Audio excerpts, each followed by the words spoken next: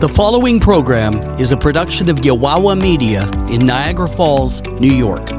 The opinions expressed in the following show are those of the participants and do not necessarily reflect those of Yowowa Media or of our sponsors.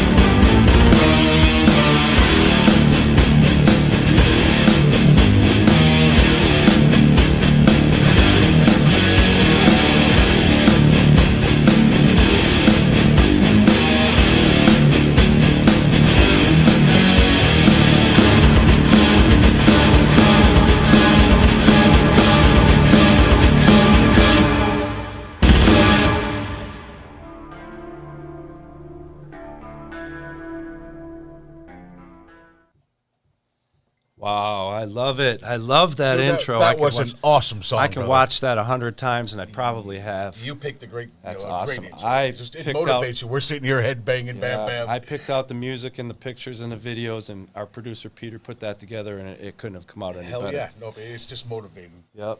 Hey, my name's Charles Pauline. I'm the statewide organizer for New York State for the Watchmen.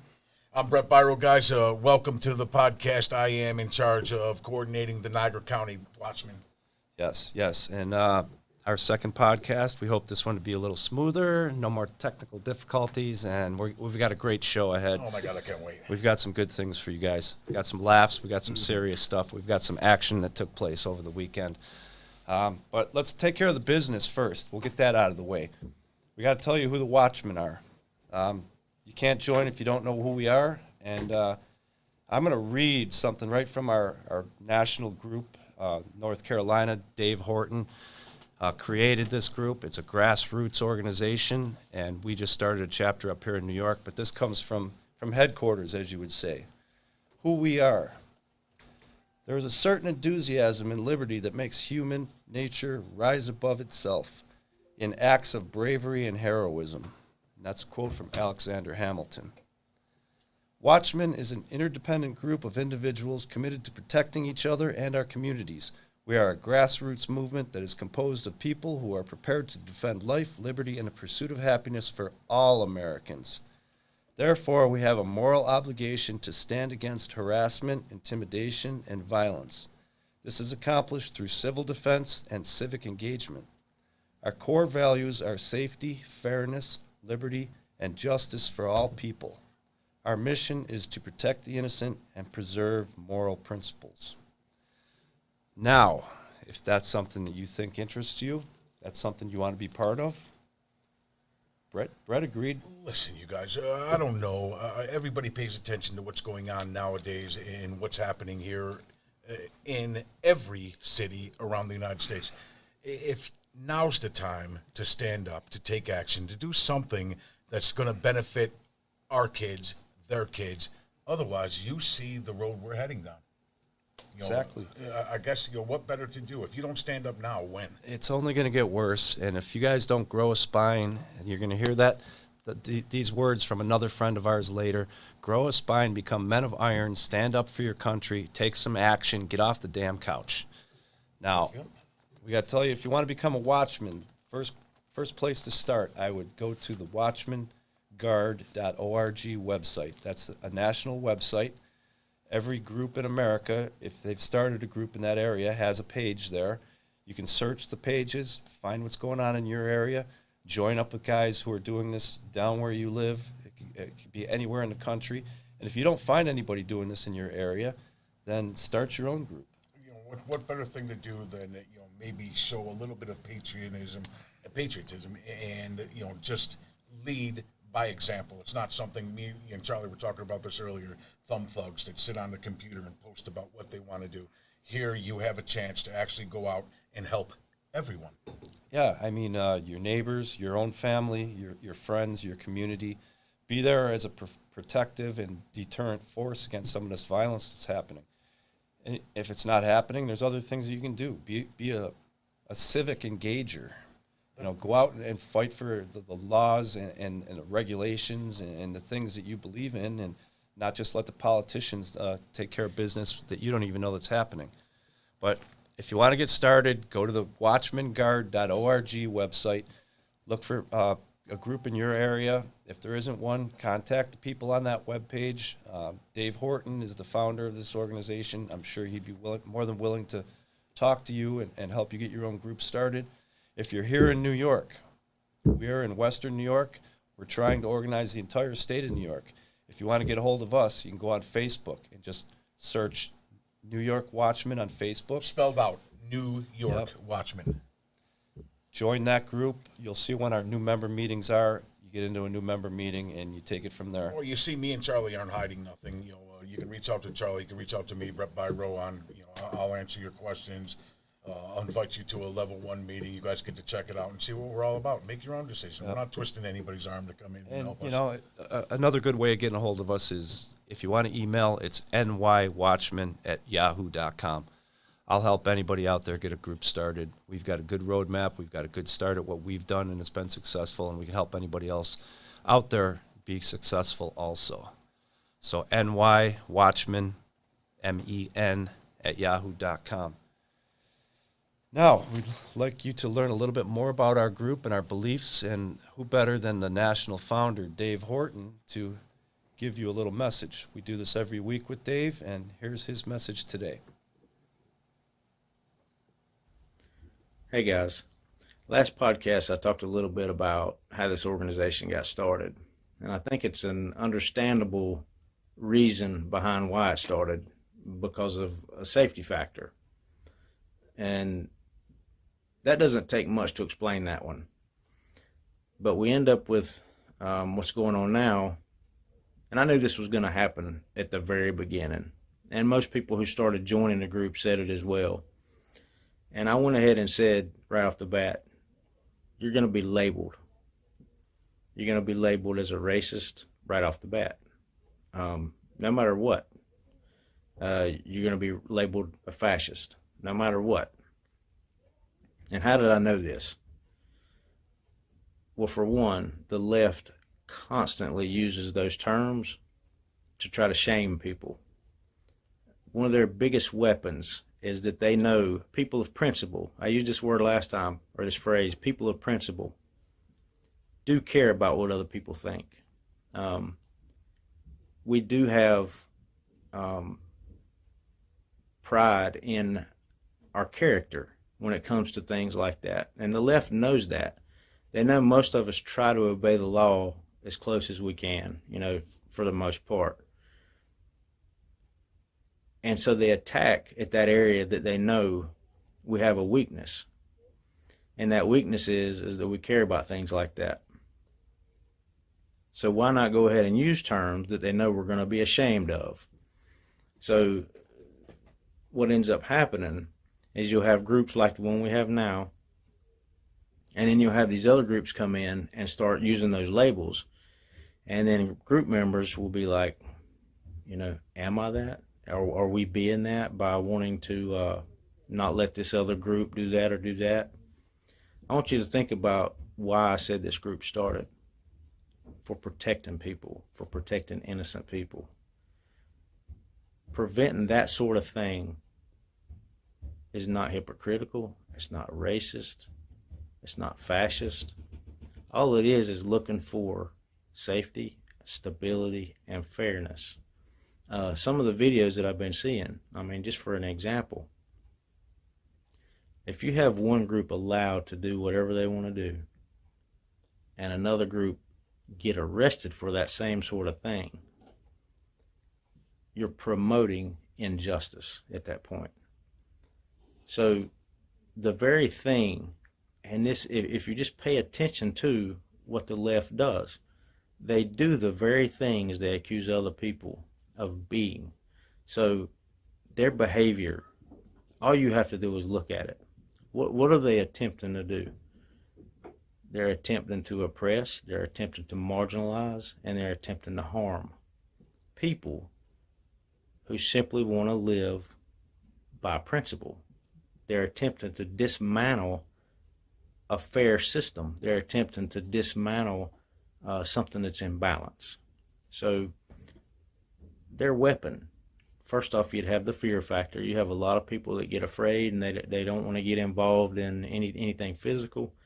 You have a lot of people that are non-confrontational. They simply don't even want to get in an argument or don't want another person to feel bad. Well, sometimes people are just going to have to feel bad if something's going to change. And I'll say this right quick, just to get this out there, because we need to pay attention to it. I've heard it often, and people say, perception is reality. And that's true. Think about, though, what perception is. Perception is my way of seeing it, or my way of feeling it. So perception is a reality. But here's the question you have to ask after that. If we're going to talk about principle and being consistent, you have to ask this. Yes, that might be a person's reality, but is it based on actuality? Actuality is something that all of us can see. Actuality is something that's really sitting there, not just thought about, not just felt, not just perceived, but it's there. And everybody perceives it, in a sense of what it is. So just because a person has a perception of a certain thing or a certain feeling about it, that doesn't make it actual. Again, in school, I used to hear terms like, well, people are looking at me a certain way or people are judging me a certain way. And I'd always ask, well, is that a perception or is it really happening? How do you know that it's happening? Part of what we're being accused of now, what I'm seeing in those videos, either racist or being a fascist, whatever, is that a perception or is that really happening? Because I don't see anybody in this group trying to oppress any people who are trying to be fair and who are trying to be balanced. The only thing this group is trying to do is make sure to protect each other, make sure to protect communities, and make sure every person has a fair shot and a fair value within their community. I'm just not sure how that's racist. I'm not sure how that's fascist in any kind of way. If you can explain that to me, I'd be glad to listen. You can explain it in actual terms, not just how you feel about it. Explain that to me, maybe I'll buy into it. But I can't see that. And at any angle I look right now, if I use consistent reasoning, it don't point toward something wrong. It points toward something that's virtuous. Which will take me to where I'll try to end with this, is what is our vision? What's the vision for this group? What is it that you're trying to protect in America? Because most all of us, from what I can tell, it's not that you're trying to protect a color. You're not trying to protect any kind of oppressive behavior. You're not trying to protect one group getting the leg up over the other or hand up over the other. So what is it that you're trying to protect? What is it that you don't want the left actually accomplishing? So I'm going to suggest and encourage you guys to take time and talk about that sort of thing. Brainstorm on it, because sometimes we end up moving in a way just based on a perception, based on maybe our own reality. Well, let's look at it in actual terms. What is it that we're trying to protect? What's so valuable about this country as it was founded? not some of the injustices that have occurred from people throughout time, but the way this country was founded, those basic principles. What is it you're trying to protect? And I think there's a spirit there that most of us sense, and we just don't always put it into words.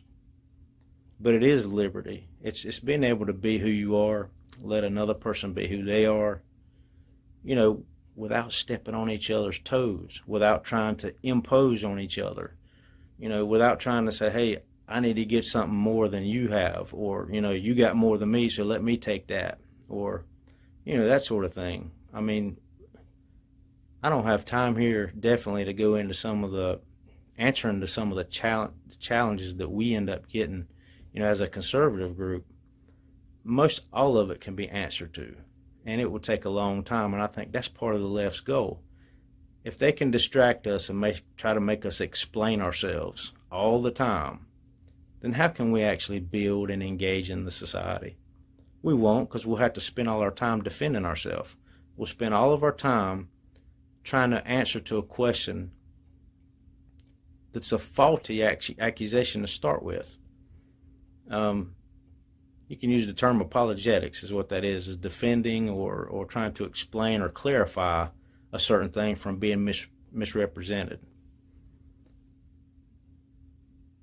Dialogue is not happening with the left. Like I said, think about this. They don't want to hear an answer. They don't want to hear what you have to say about their accusations. They're going to make them because they're trying to dismantle. They're trying to dismantle through shame, and they know that usually works. So my suggestion is stop paying attention to the terms that they're using. Stop even buying into that junk that they're doing right now. They're distracting, and they're trying to dismantle. Don't give them the power they're trying to have. You think about the beauty of what this country has, what it has to offer, and what people of principle are trying to give to each other. That's what we need to focus on. We'll continue to build, and we'll continue to grow and continue to try to support each other. That includes white people, black people, brown people, all people who are trying to live fairly with one another. That's the kind of people we're trying to protect. If you want to be this group over here that's trying to hurt people, trying to oppress people and marginalize and just get the upper hand just because you want the upper hand, we're not going to support that. I'm not going to support that. That doesn't make me fascist. That doesn't make me racist. That makes me logical. That makes me a person of principle. That's what I'm going to remain. Talk to you guys next time.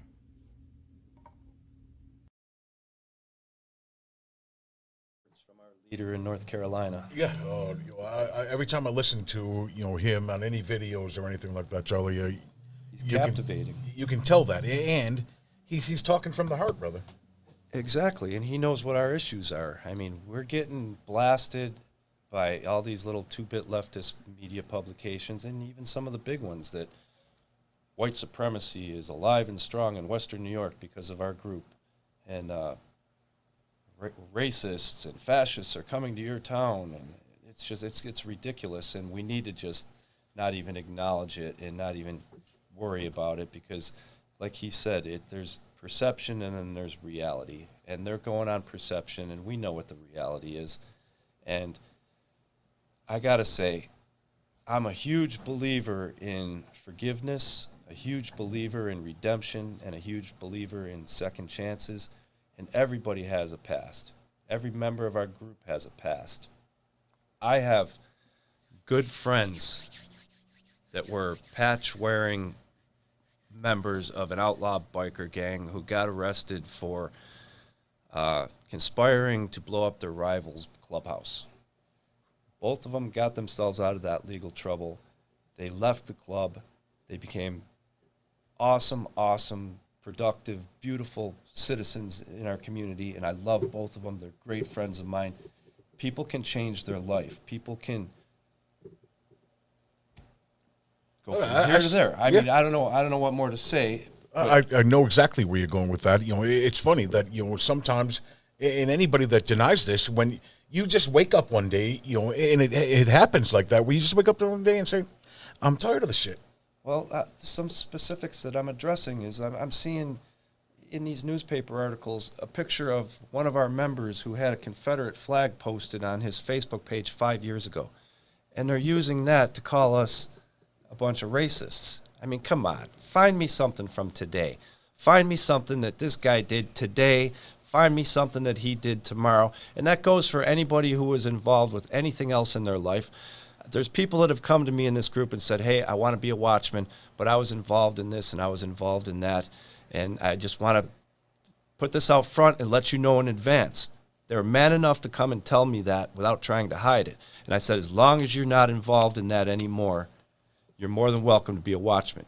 You did that then, you do this now, and we're all cool. And then go Carolyn. Exactly. And then go Carolyn. Yeah. But You know what, Charlie? I'm not going to tolerate racism or hate or anything in this group. You know as well as I do that now racist, fascist, have all become the safe words for everybody. If we don't fit that agenda, how many people do we see out at a protest that are actually mad at us? Hang on, let me rephrase that. How many black people, Charlie, do you see at a rally that is actually mad at us? No, they're not black people. None. Not black people. None. But, there's people in this group that have pasts. I don't care about anybody's past. I care about their present and their future. If you show me something that somebody has done today, you show me something that somebody has done next week, print those pictures. Give them to me. I'll bring those people right here, and we'll take their shirt away from them on this show and kick them out of the group. Without a doubt. As far as I don't want anybody to even utter the N-word. If I hear anybody even uttering the N-word, I'll bring them on this show, and I will take their shirt off of them, and you can turn the camera and watch them walk out the door. So enough of this racism, fascism bullshit. Yeah, exactly. That's exactly what it is. Okay, so let's move on. We're not even going to acknowledge it anymore. Right. We're not even going to acknowledge it anymore. Like Dave said, don't give them the power. Just play your little games. Let's talk about you. Let's talk about me. Something I really didn't want to do. This isn't something I would usually do during the podcast, but I've been doing these new member meetings once, sometimes even twice a week for the last 3 months, and it's been getting quite overwhelming. I need to take some of this workload off myself. In a good way, guys. That's and that's a good thing. Quite overwhelming because he does everything, wears many hats, and we're bringing on new members that are dedicated and want to get involved. And to that, here's a cheers to all the Watchmen that are watching, all those that are going to come Watchmen, and all those that are going to wish they were Watchmen. Yeah, it's a great thing because we have no shortage of people who want to become new members. So we're expanding, and I have to train a trainer or two. And that's what I'm doing. I'm going to have someone else that can run these meetings so I don't have to be there all the time. So I told my two guys that this next meeting, you're going to be running it. I'm just going to sit and watch, and then after that, I'm not even going to show up. You're going to do it on your own. And they said, well, what about your intro? What about that story that you tell at the beginning of every meeting? And I said, we don't need that. That's just me, and we can skip over that. And they said, no, we insist we have to have that in our meeting. I agree. So I'm going to do that little intro about myself, and we're going to film it tonight on this podcast, and then they're going to cut it out and give it to these guys to take to the new member meetings. And that way everybody will be happy. But the reason I do this is because I want to present myself. If you're going to join an organization, you need to do your due diligence. Just don't jump on board and follow somebody blindly. You better know who you're following, and you better know who that person is. So I try to let everybody know my past, what I've been involved in, and this is what this little presentation is about. So let's get through this, and then we'll have some fun. Cool. So my name is Charles Pauline. I'd like for you to know my background before you get involved in this organization with me. My past is law enforcement and corrections related. At 22 years old, as a skinny little kid, I thought it would be great to get this state job and be a correction officer. You were kind of handsome back then. I'm still handsome, but I'm a little bit older now. So I got hired by the New York State Department of Corrections at 22 years old, and I was thrown into Attica Prison for my on-the-job training. And I was just a skinny kid back then. I didn't have those arms. What a wake-up call. Oh, boy. I'm in a maximum security prison. I've got the guy who killed John Lennon mopping my floor as a trustee. I'm being shown the bullet holes in the walls from the old-timers that were there for the Attica riots in the 70s. And I woke up fast as a kid. From there, they transferred me to downstate New York City area. I worked in Bedford Hills. I worked in Sing Sing. I worked at Mid-Orange, Mid-State, all maximum security. Last one was a medium security, but it was just as violent and ugly in there too. So I heard that the Erie County Holding Center, which is the county jail here in Buffalo, was hiring. So I transferred into there, and I did 5 years in the Erie County Holding Center. And I was one of the guys who handled the violent situations. The sergeants put together a team of all the same guys that they could trust, and whenever anything went down in the jail, they would round us up, and we'd be the ones who would go do the violent cell extractions and break up fights and things like that. And I was pretty much the first guy through the door every time. I mean, I had 5 or 6 guys behind me, but I had no problem going in there and getting my hands dirty. So I did that for 5 years, and then I wanted to be a cop out on the street. And I had a girlfriend at the time who wanted to be a ski instructor, so we both moved to Colorado. And she got her dream job, and I got mine. I worked for 2 different sheriff's departments in Colorado. I worked my way onto the SWAT team. I did everything that most cops do in every other area, and I did some things that a lot of cops will never do, like be the only cop on duty in the entire county that night with your nearest backup 45 minutes away.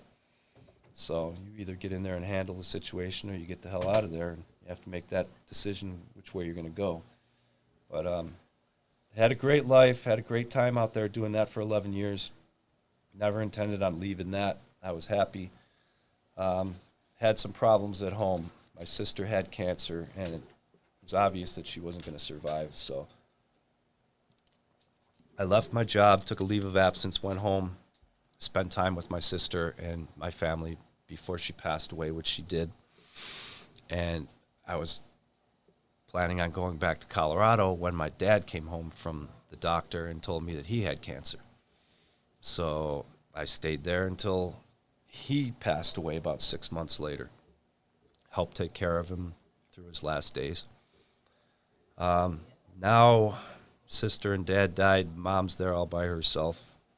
I didn't want to go back to Colorado. I needed to stay there and take care of Mom. Hell yeah. Awesome. So that's what I did. I gave up the police life. I got into other things. I'm rooted back in New York, but I knew I had more inside of me. Back as a cop, I used to do a lot of community policing, community engagement. I was a Little League coach. I took a group of kids every Wednesday, and we went fishing in the town lake, and was always involved in doing things in the community. So when I got back here, I wanted to do the same. And since I had a father and a sister who just died of cancer, I started an organization that raised money for cancer patients. And everything I've done has become wildly successful to the point where it's gone national and given me accolades and awards. And I don't need that stuff. I'm just doing it to do the right thing. But those things are always great to have. But the very first organization I put together, I submitted my idea. It was a rock and roll based leather and denim biker kind of group. The kind of guys who don't fit into other charities certainly fit into this one. And we would have rock shows and parties and car shows and bike shows, and that's how we raised our money. And I submitted my idea to Kid Rock, and Kid Rock loved it.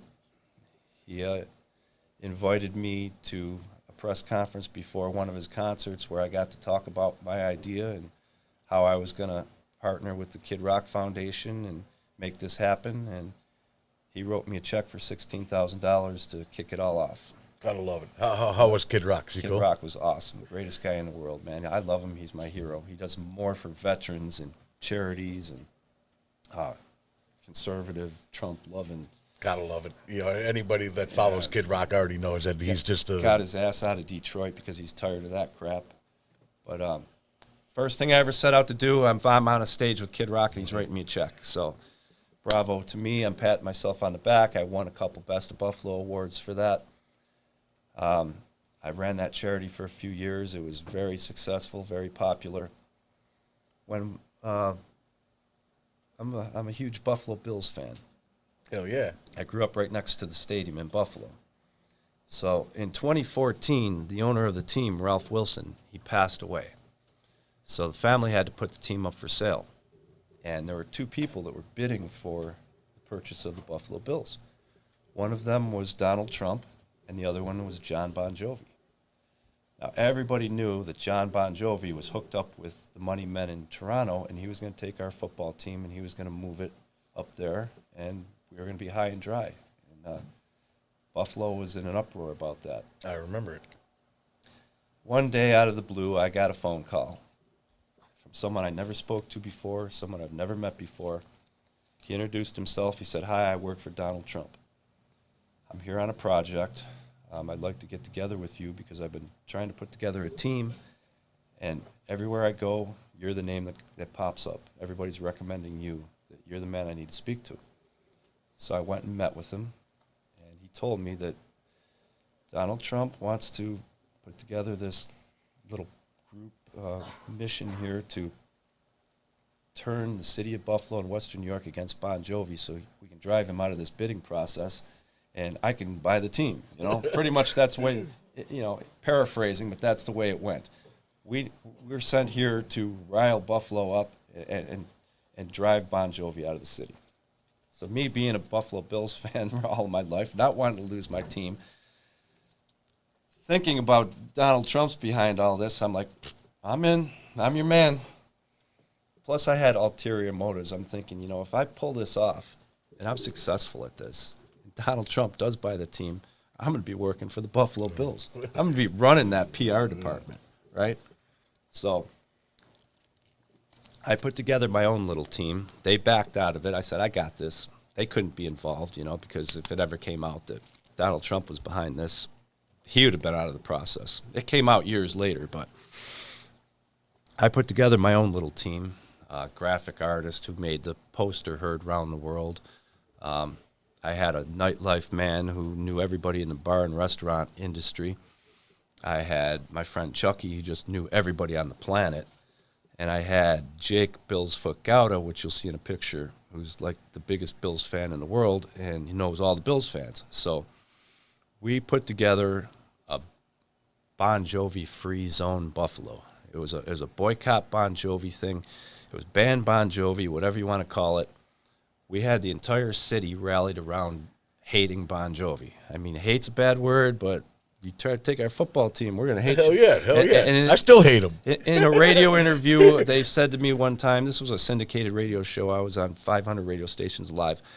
They said, "Why do you hate Bon Jovi so much?" I said, "I don't hate Bon Jovi." I said, "I hate what he's trying to do." I said, "If it was Santa Claus doing this, we would be boycotting Christmas." You know, but we got every bar and restaurant in Buffalo to ban Bon Jovi music. We got every band in Buffalo to sign on to never playing Bon Jovi music. We got every radio station in Buffalo to take Bon Jovi off of their playlists. We had tens of thousands of petitions that we printed out, and we had big mail bags that we were going to deliver to Bon Jovi. It was an amazingly successful campaign, to where everybody in the world was calling me. I was making appointments for interviews on the radio and on TV. I'm like, "Yeah, I'll be with you Thursday at 6, and I'll be with you Friday at noon." And there was over 800 media reports on 4 different continents. And It's awesome. we did our job. I mean, in the end, a third party came in and outbid both of them. So I lost my job with the Buffalo Bills, but we gave Bon Jovi hell, to the point where he went on Oprah Winfrey and Howard Stern and told both of those people that, "Man, when Buffalo got done with me, I had to have therapy." And if you could put that back, Peter, that picture, could you put that one back? That's Jake Bills Foot Gouda, who helped with this campaign. 6 years later, Bon Jovi's still talking about it. That statement right there, "I will never go back to Buffalo," Bon Jovi said that in GQ magazine a month ago. 6 years later, he's still pissed about what we did to him. So there's another campaign that I was wildly successful at, and I'm hoping to do the same with the Watchmen. But as we're rolling along smoothly with the band Bon Jovi thing, with our group that was called 12th Man Thunder.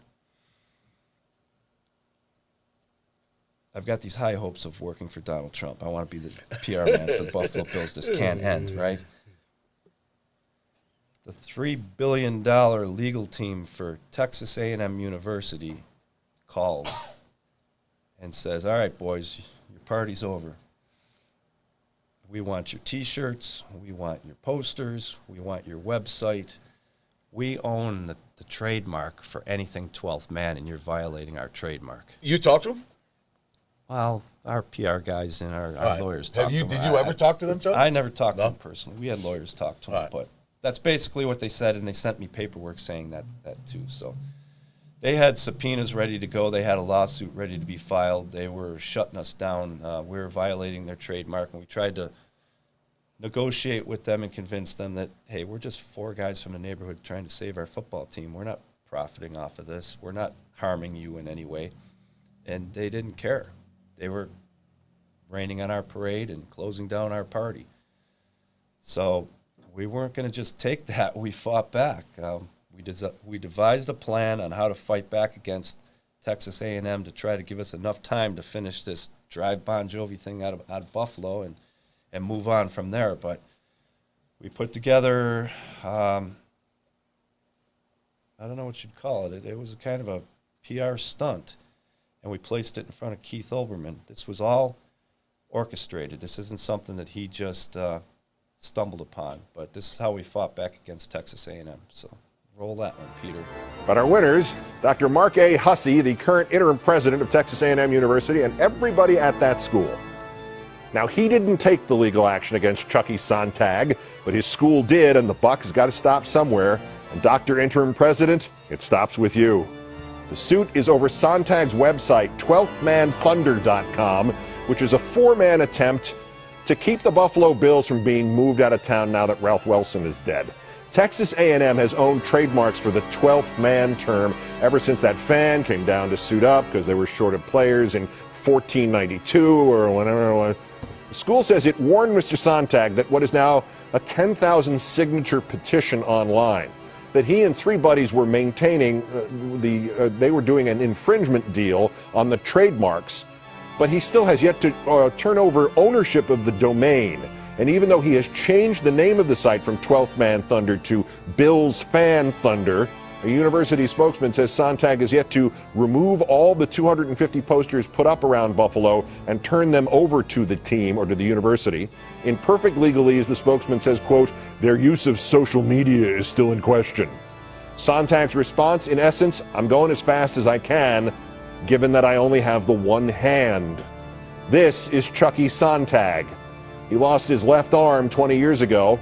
The left leg came off in March. He had cancer last year. He has suffered since childhood with Albright's disease. His income is a Social Security check for $825 a month.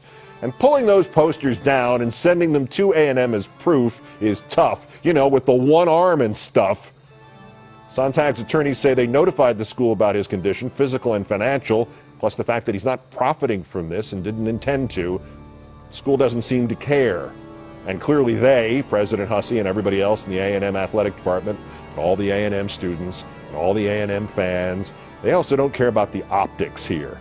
That a powerful university that owns a virtual professional football team that brought in $560 million in additional endowment donations thanks to Johnny Manziel. A corporation that size is suing a guy in a wheelchair who survives on $9,900 a year and is just trying to keep the Buffalo Bills from moving out of Buffalo. They don't care. So A&M, I don't care either. Until you fix this, screw you. Dr. Mark A. Hussey, acting president of Texas A&M University.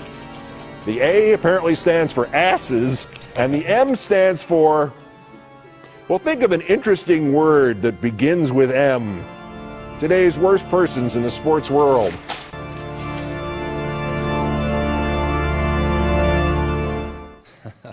So that's how we fought back against Texas A&M, and that was wildly successful because we just stopped a $3 billion university in their tracks, four kids from the neighborhood. And the next day they called us up or called our lawyers up and said, all right, that was really embarrassing. we can't have this happen anymore. How can we work this out and make you guys go away? So they pretty much waved the white flag and put their lawsuit back in their pocket and threw away their subpoenas. And our lawyers said, they want to know what you guys want to go away. And I said, $25,000 would make us go away. And they couldn't write the check fast enough. 25 grand, handed us a check.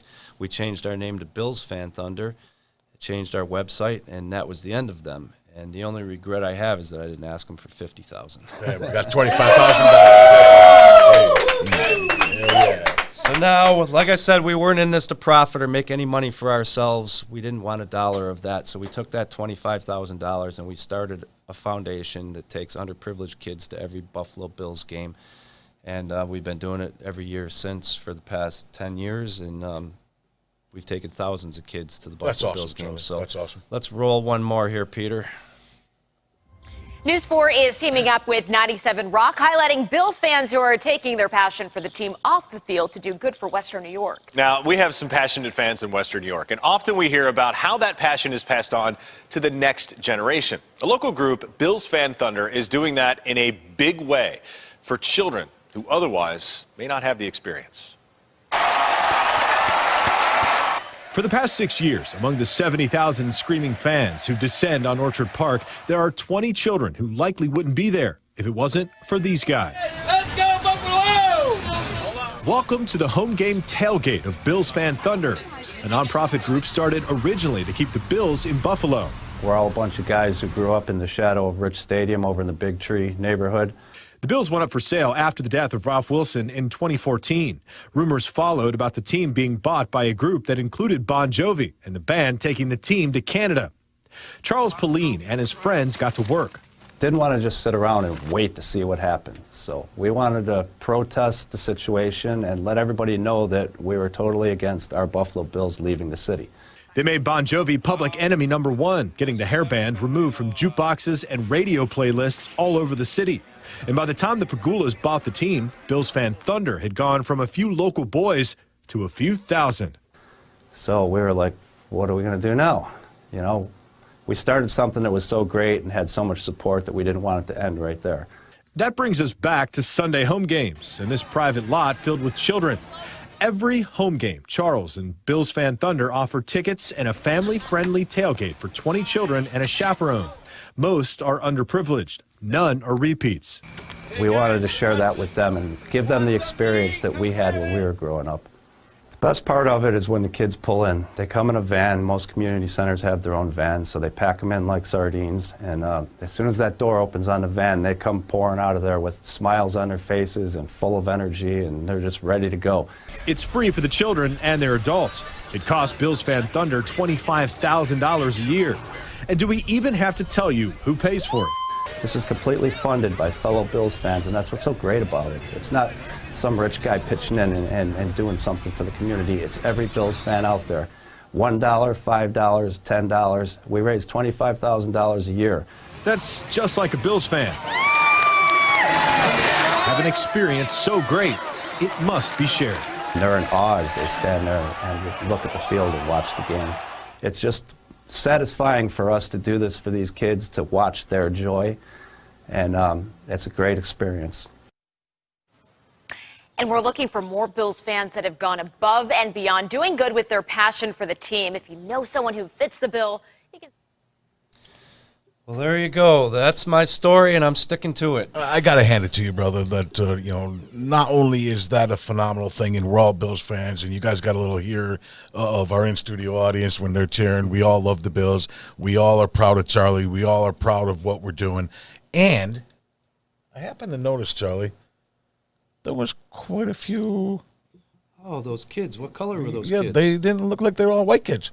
Those kids had some color to them, didn't they? They did. Did you see their chaperones? So you haven't been racist all your life. Those chaperones, they had color too. Yeah, I seen it. Did you see their parents? No, their parents, they had some color. You know, it's funny. I went to the doctors yesterday, and you know they had to take some blood work, and you know what? It came back.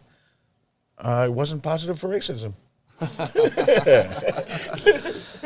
All right. Well, yep. I spend a lot of time with little black kids and their families. I do whatever I can for them. I love them. I love their chaperones. I love their parents. They're great Listen, people. what you said the other day, brother, when they get off and you got to see the smiles on their face, there's nothing more, better than that. Right.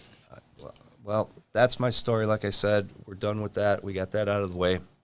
This podcast is going to run a little long because we haven't even dove into a lot of the things we want to do, and it's been 45 minutes. But stick with us. We're going to do a little something funny, right? Oh, I can't wait. I live for this shit. We want to make you laugh at least once a week. Yes. But I got to tell you, if you don't like the F word, you might want to tune out for 3 or 4 minutes on this. If you can tolerate the F word, it's worth the laughter. It's funny. This is good. This is funny. You got to see this. Go ahead, Peter. Roll it. You guys want to make fun of dumb people? Cool, me too. Do you support a Marxist revolution? Something like that I could go for. I don't not support it.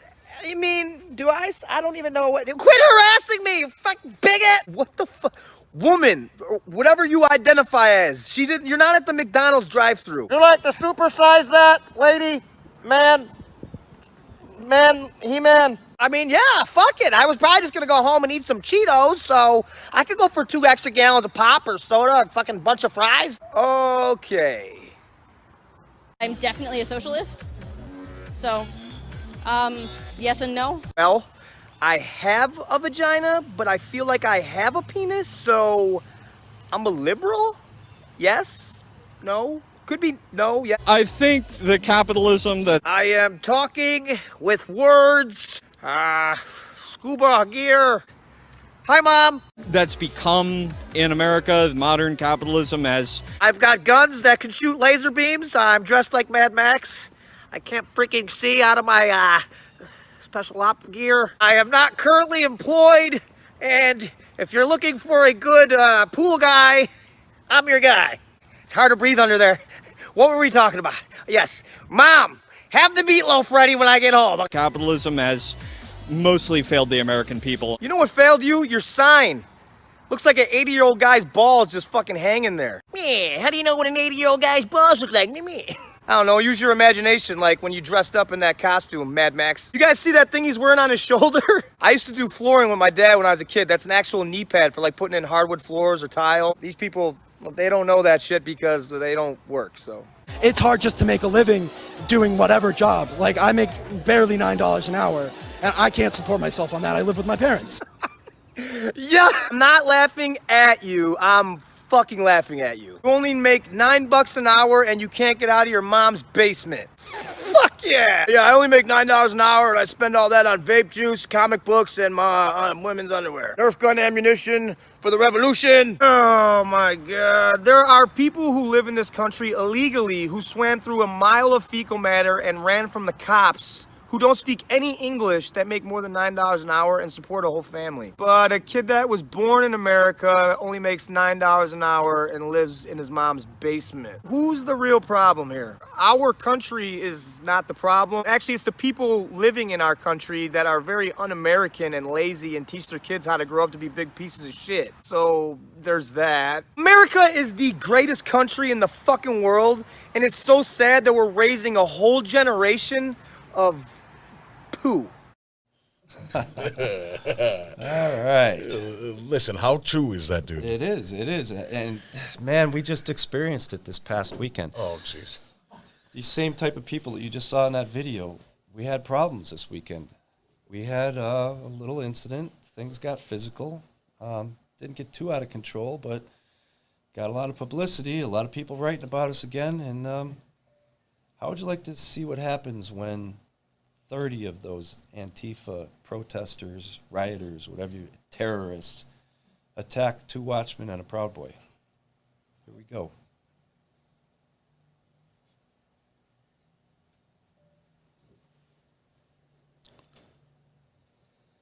Somebody gets smacked upside the head. That's what happens. Yeah, it was a little bit of slow motion there, so you guys are see it again. Come back again. Watch.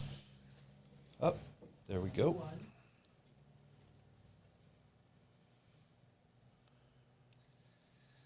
Now, this guy had a helmet on with a GoPro on top of it, and I have to emphasize, had a GoPro on top of it. So what you don't see is behind these pictures, there's probably, I think, maybe 40 or so, Antifa there. And we'll see pictures of that. But that's what they showed in the newspapers. That's what all the media showed. The report was peaceful protest disrupted by Watchmen.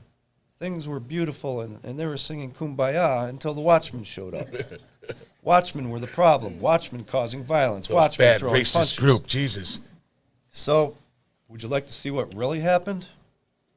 Let's show you that.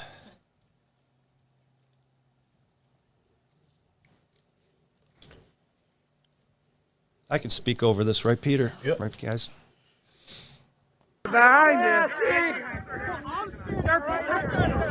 Behind you, guys. That's what happened. Hey. He threw it. He did it first.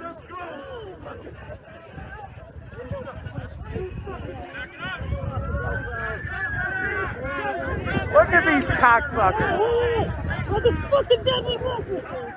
Put it down.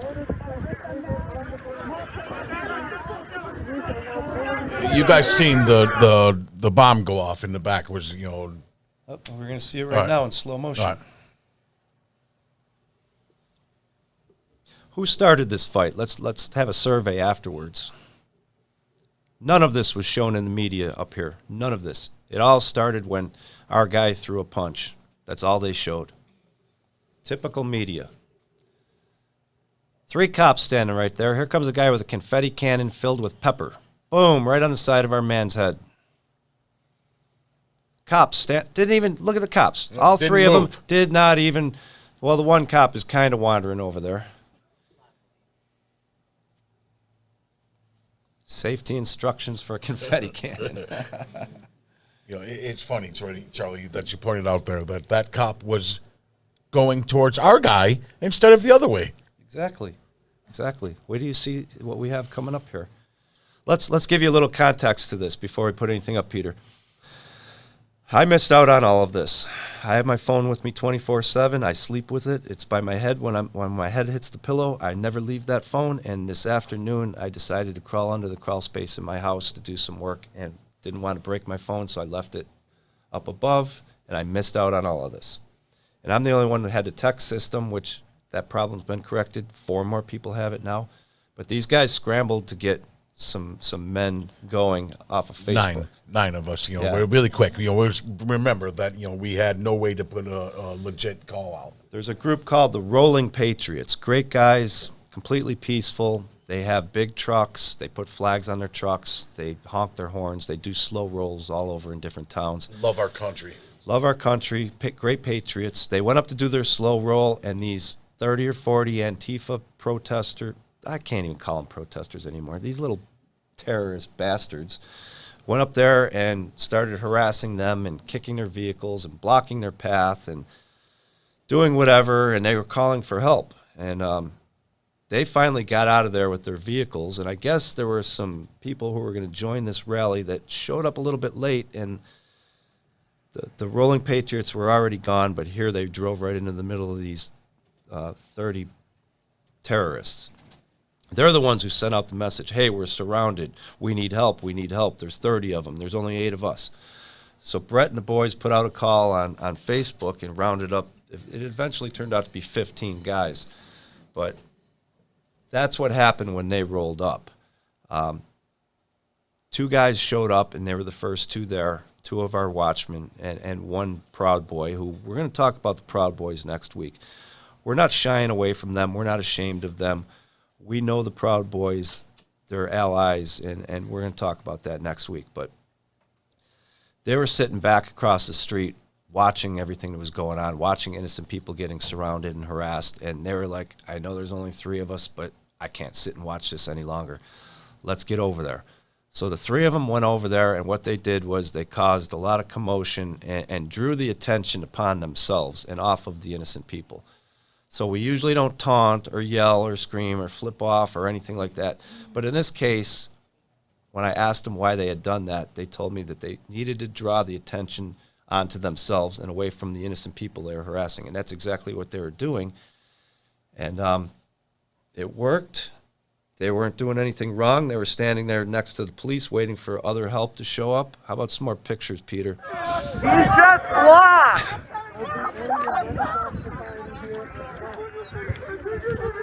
Sounds like a sore loser over there. Not anymore.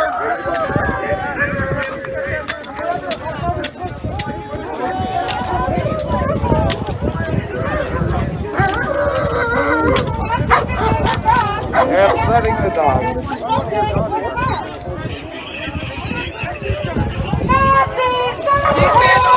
Nazis go home! Nazis go home! Nazis go home! Nazis go home! Nazis go home!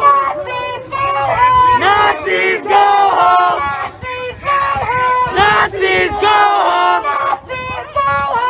Nazis go home! All right, Peter, enough of that annoying chant. Brett was one of the guys that responded out there, and we'll let him talk about it in a minute. I'm kind of hogging the mic tonight. But, that's right. You're doing a great job. All right, so our two guys were standing there, drawing the attention upon themselves, standing right next to three police officers when one of them came around the side, which he admitted, I made a mistake. I should have been more perceptive. He let somebody sneak around the back of him, and he got shot right in the side of the head with a confetti cannon filled with pepper spray.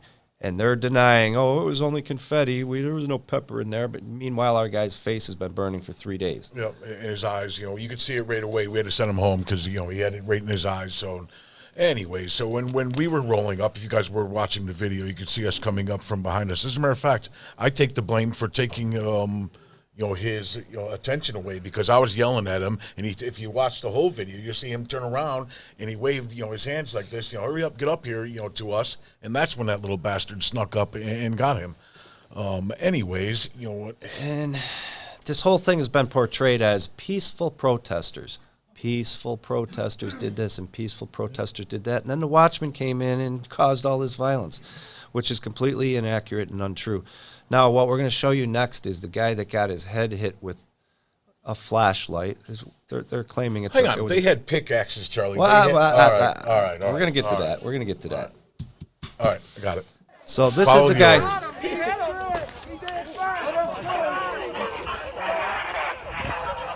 You fucking hit me with that fucking... Yeah, come on, bring it out. Bring it out. Drop the beer right down.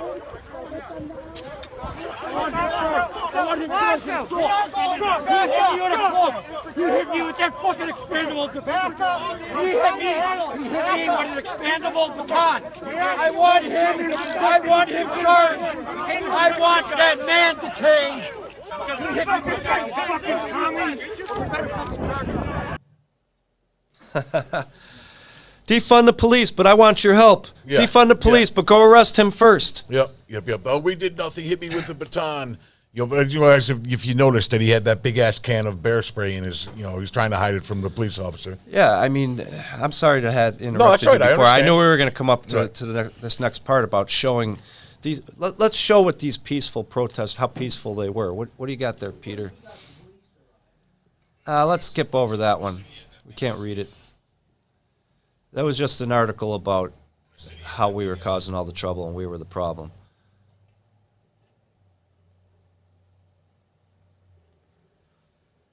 Peter's going to show you how peaceful these protesters were here. Look at that.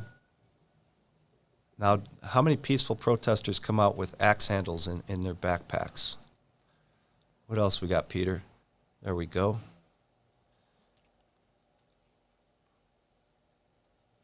How many peaceful protesters carry hammers?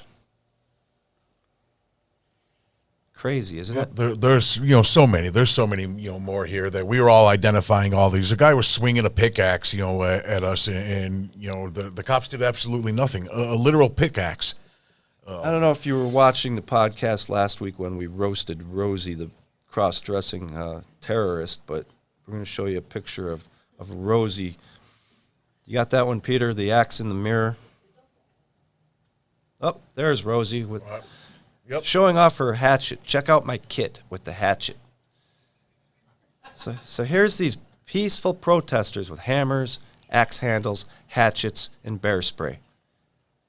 And meanwhile, the media is still insisting that they're peaceful.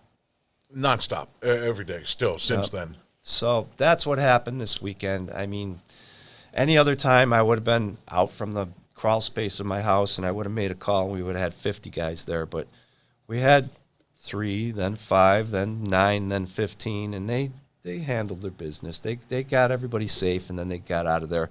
The sickening thing is, man, they tried to ID our guys and didn't even care who the other people were. They took a taser off of one of our guys and let them stand there with axes and hammers in their hands. Yep, not a question. You know whose side these cops are on up here in New York.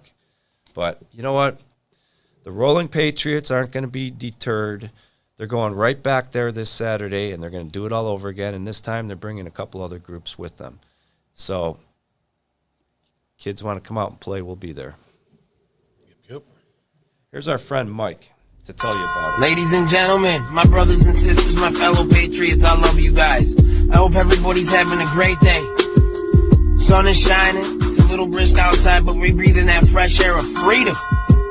For now, until people start standing the hell up in this country, and these weak men get their nuts out of their wife's purses, stand up and march for freedom, and encourage their other fellow patriots and fellow Americans to grow a set, to connect that spine, to get up off that couch, whether it's cold, whether it's raining, whether it's warm, it don't matter, to get out here and let your voices be heard. Enough is enough. You see what happens when conservatives just wait for the polls. Oh, just wait for the polls, let's vote and wait for the polls and it'll all go away. And then you see there ain't no free and fair election anymore in this country with these liberals and these Democrats. We out here marching this Saturday in Kenmore, New York for freedom. We're out here marching for the free and fair election, which we know wasn't a free and fair election. It's a stop the steal march. Who do we want? Trump. What do we want? Stop the steal. Who do we want? Trump. What do we want? Stop the steal. That's what we'll be out here marching for this Saturday. Rolling Patriots will be there. Watchmen will be up by our sides. We all stand for the same thing. Freedom. We just want to be left alone. But the problem is, now it's time to stand up before it's taken. You know what the Marching Patriots stand for. Marching Patriots don't run. The Marching Patriots don't hide. The Marching Patriots don't go out looking for confrontation and trouble. But if it comes our way, we ain't backing down. We protect our family. We protect our wives. We protect our children. Men, it was said that America was built with wooden ships and men of iron. Where the hell are you? Where's our men of iron? You better be reaching out to your cousins, your brothers, your friends, your fellow patriots. Your cousin's cousin, your cousin's cousin's friend. Let's go. We marching December 12th, this Saturday, Kenmore, New York. Be there or be square. Be there or be a coward. Be there, spine straight, chin up, head up, eyes in the sky. One nation, under God, united we stand, divided we fall. We will rise, we will not fall. Where we go one, we go all.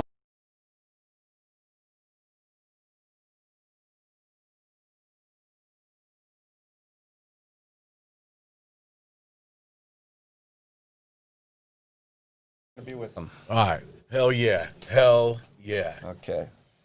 So our weekend wasn't all getting our hands dirty and having a little violence going on. We did some really nice things the next day on Sunday. Up here, our nursing homes are locked down. 9 months, brother. They're not even allowed to have visitors. They haven't seen or touched their families since March. These poor people are just, they're prisoners. They're prisoners. So a group of people that we know organized an event to go Christmas caroling at a senior center, and we went along with them. We participated, and they're doing it every Sunday, and we'll probably go with them every Sunday from now until Hell yeah. Christmas. So let's show a little bit of the good stuff.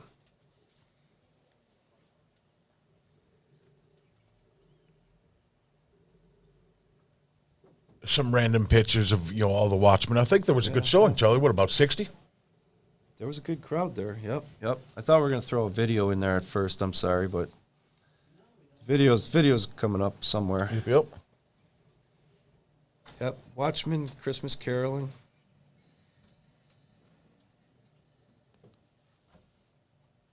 I don't know if we have the video, but what's he saying over there? We took it out because the singing was bad. There you go. That's the one, Peter. How funny. That was funny. Good one. There we go. Do you see what I see? A star, dancing in the night with a tail as big as a kite. With a tail as big as a kite. Said the little lamb to the shepherd boy, do you hear what I hear? Ringing through the sky, shepherd boy. Do you hear what I hear? A song, high above the tree, with a voice as big as the sea. With a voice as big as the sea. Said the shepherd boy to the mighty king, do you know what I know? In your palace born mighty king, do you know what I know? A child, shivers in the cold, let us bring him silver and gold. That was just so fantastic, and that was when we first got there. We moved closer to the building, and we were right there by their windows, and they were all waving at us through their windows. And at one point, what happened, Brett? Really touching. That one of the the people on the first floor actually they had guards on the window, so it would only open up 2 inches, and she was trying to reach out and touch us. It was a man. It was awesome. Yeah, the windows only opened a few inches, and he opened his window and stuck his arm out. He just wanted someone to touch him. Yep. And a couple ladies did go over and just hold his hand. And really it was touching a beautiful moment. thing. But that was our weekend. This is fun. We're going to continue doing good things like that. We're going to raise money for families in need. We're going to have some Christmas drives for toys and food. Yep. And us lousy people are going to do some good things. Yep, them bad racist. I think we're going to definitely do something here in Niagara County, and it may have to do with cookies, hats, and socks. It's an inside joke. Well, that's going to be it for me and Brett. We're going to close out the show with our educational piece, and I'm going to start calling him Professor Jeff. I mean, he's another one, intelligent men that we have. Yeah, he's not a professor, but he might as well be. He's just as smart as one. And if anybody wants to listen to how our country was formed, how they came up with the ideas for the Constitution, how it pertains to the Watchmen Creed, this is the educational part. Enough of this silliness. Enough of us our ugly mugs.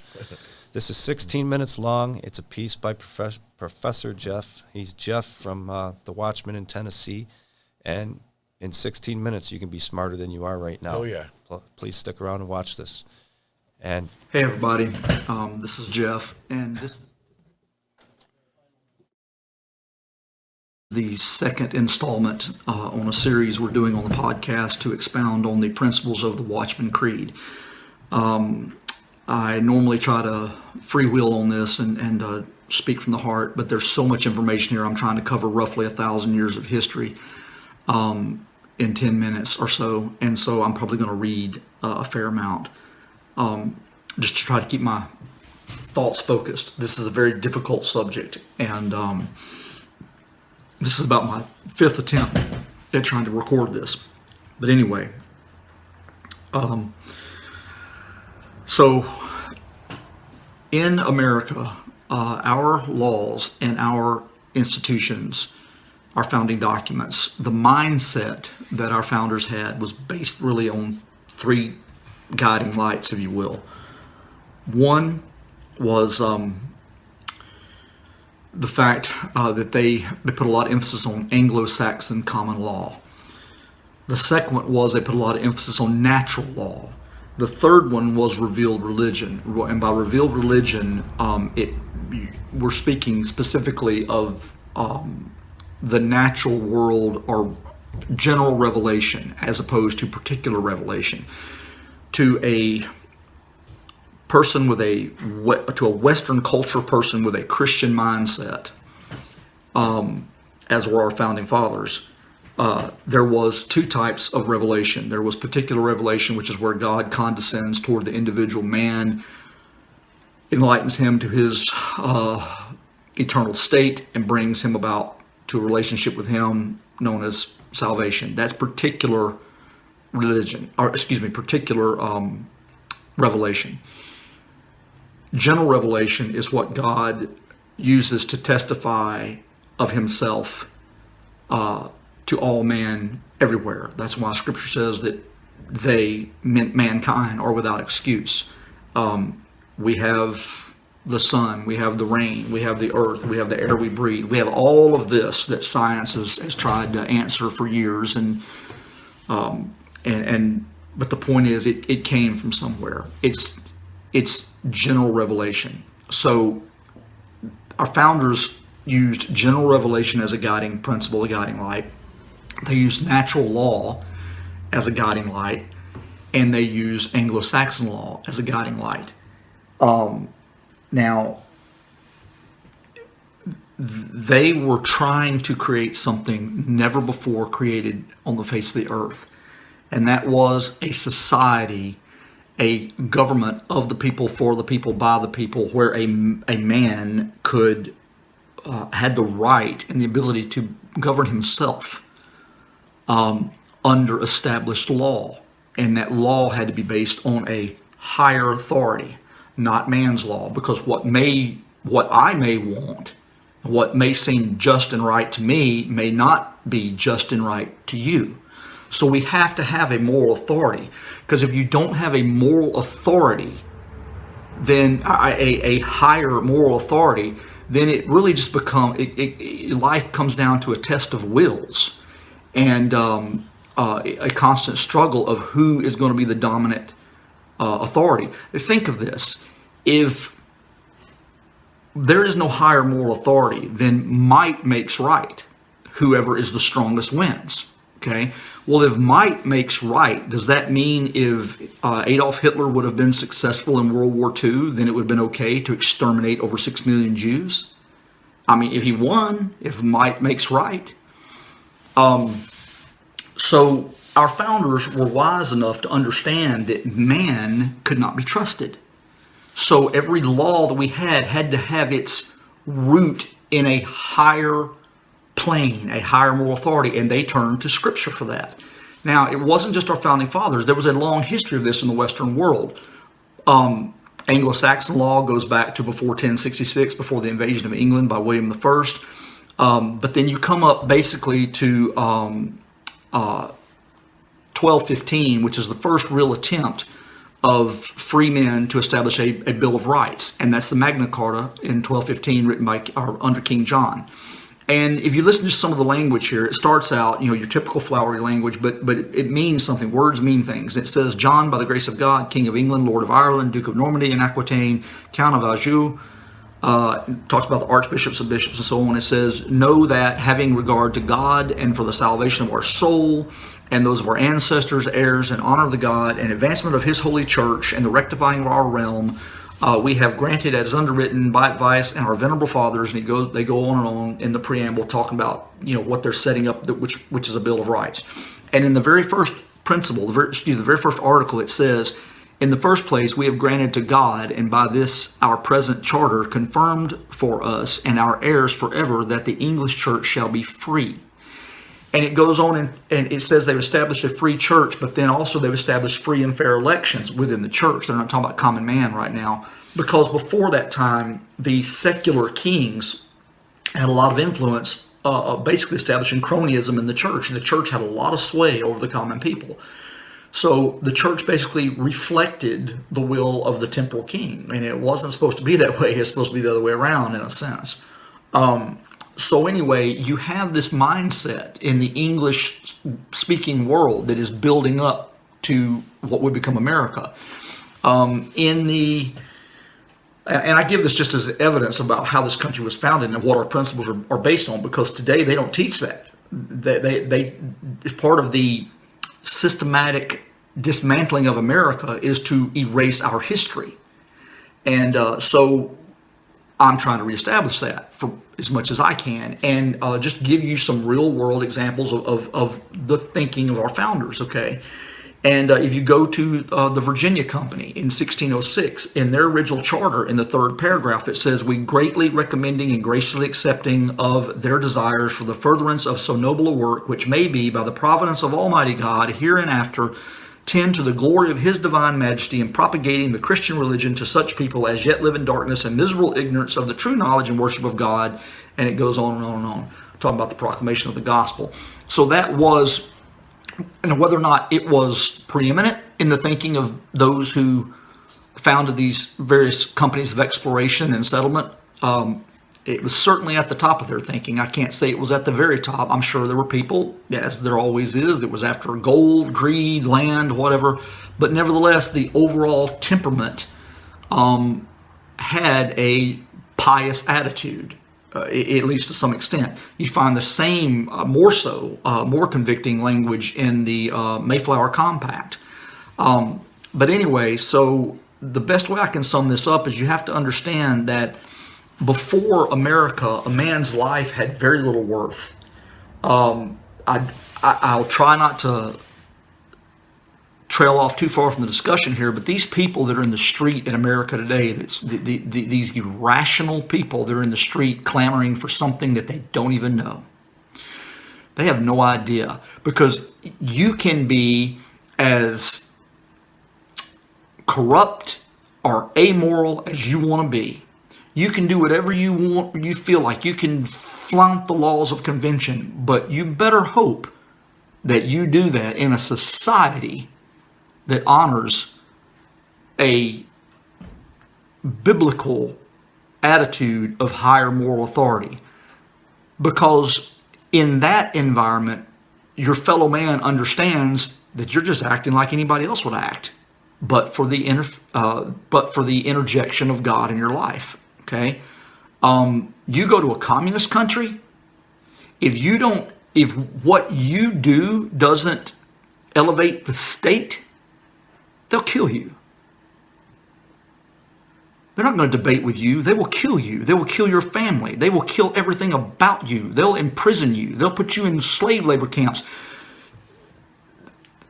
Everybody in America thinks this is how it is around the rest of the world. It is not, nor has it ever been that way. We've become quite decadent in America, becoming acquainted with our level of security and our level of liberty. This doesn't exist in other places. And it's always the same old story. They get the mindless masses that do not know what they ask for to bring revolutions about. And once they bring them about, they're the first ones to go. They're the first ones to go. So people that are all pushing Antifa and Black Lives Matter and Marxism, you need to crack a history book. You really do. So after the Reformation, brought about by the light of the Great Reformation in the 1500s, and actually before that time period, but culminating in the 1500s, Martin Luther, hopefully people are familiar with him, Tyndale, Wycliffe, those gentlemen, Jan Hus. Man began to see from Scripture that man was made in the image and likeness of God. That's what it says in Genesis. Let us make man in our image. Okay? God is a triune being according to Scripture. God the Father, God the Son, God the Holy Ghost. Man is a triune being. There is body, soul, and spirit. Those three are not the same. Okay? But the point is, man was made in the image and likeness of God. So people begin to see that man had worth. Well, if man has worth, and the church had so much preeminent authority in our world in those days, then why in the world does man not have temporal worth? So these ideas begin to percolate.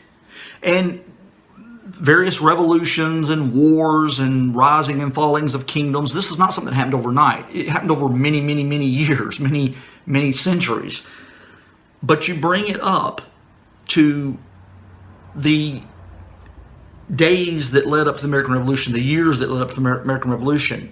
And I'm going to give you a bit of a writing that's on a website that I'm doing that I think sums it up best.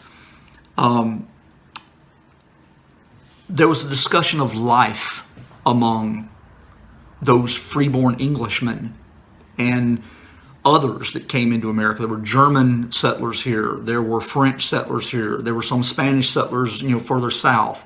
But largely it was English, Scots, Irish, but predominantly English. But this group of people, all searching for something other than what they had, common to their discussions were the discussions of what's a life worth? What is life? What is a man's life worth? Is it worth anything? It wasn't in the old world. So these discussions of life led to the realization that a man's life has worth. How contrary to the prevailing view that a man's life was worth little. God is the author of life, therefore a man has a divine birthright to exist. He has an unalienable right to life. Does that sound familiar? Unalienable? Nor was life only that temporal manifestation of the body to be spent in drudgery. Rather, as a man was made in the image and likeness of God, he should be allowed the liberty to reflect the creative nature of that God, to create, to have, and to hold. A man had a God-given inalienable right to possess his own property, with which he could prosper and honor God with his just endeavors. Our 18th century founding fathers generation was well aware of the writings of the Apostle Paul, who had proclaimed of God in the book of Acts, "In him we live and move and have our being," which gave clarification and justification to the desire to live a life well lived. This meant the freedom to achieve prosperity, which was derived from one's own God-given talents and resources. And since many believed the chief end of man was to glorify God and enjoy him forever, that's the first question and answer of the Westminster Catechism of 1644, I believe. Since many believed the chief end of man was to glorify God and enjoy him forever, their logical reasoning extended to include that ultimate happiness. For to be happy was to have godly contentment with your station in life, so it naturally followed that a God who demanded worship as the highest form of complete contentment of the creature therefore bequeathed a divine right to pursue that happiness.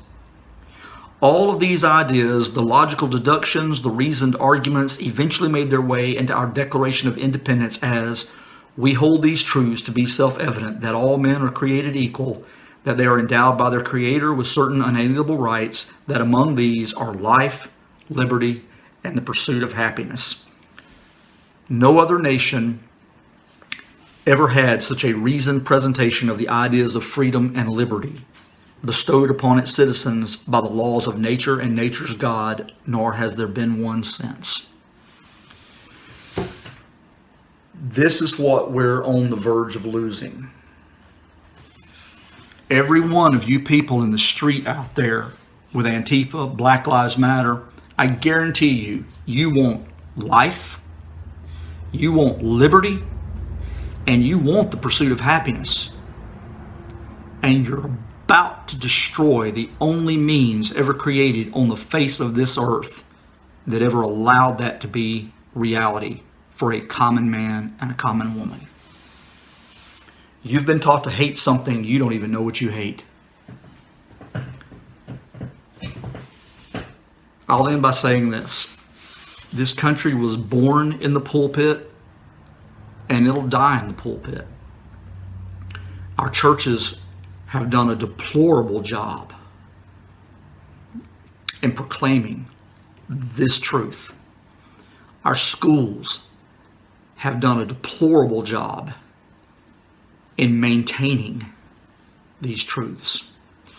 And our government is hell-bent to abandon these truths. And it's not too late. It's not too late. But as it always was, it's going to be up to the common man and the common woman to stand in the gap and to make sure these things don't pass into the pages of history. So that's a little heavy lesson for today, and I hope it causes you to think about some things that maybe perhaps you haven't thought about before. I'm sure some people never heard this stuff. It used to be common knowledge. It used to be commonly taught from the lowest grades up to, all through the universities. It's not taught anymore. But anyway, this is the reality of who we are as Americans and how we got started. And I hope and I pray that somebody can use this. It might provoke somebody to do some research on their own. And you guys have a good night. And I'll see you, God willing, next week. Bye-bye.